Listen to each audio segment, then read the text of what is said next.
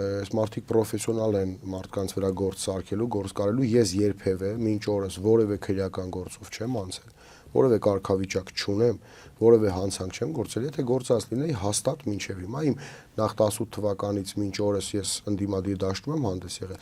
գոնե մի գործ հարուցված կլիներ մանավանդ վարշապատ ընտրություններից առաջ։ Իշխանամերձ մամուլը հաստատ կգրեր այդ մասին։ Հաստատ կգրել իշխանամերձ մամուլը ոչինչ չի կարողանում գրել վատ բան մեր մասին, միայն սուտ է կարողանում գրել։ Սուտ, կեղծիք, զրպարտություն, մի լրատվամիջոց կար, անվանել էի անփառունակ, վերավորվել էին, եկել էին մեր քարոզարշավին, էտում եք ասում անփառունակ, ումի նկատի ունեք, ասում դուք անփառունակ գործունեությամբ զբաղվում եք, թե չէ ես եմ իրենց հարցնում։ Մի խոսքով, մեծ տենց հարցազրույց արեցին, չկարողացան ստանալ ինչ-որ սկանդալային բան եւ այլևս չհրապարակեցին այդ մեր քարոզարշավը։ Ինձ թվում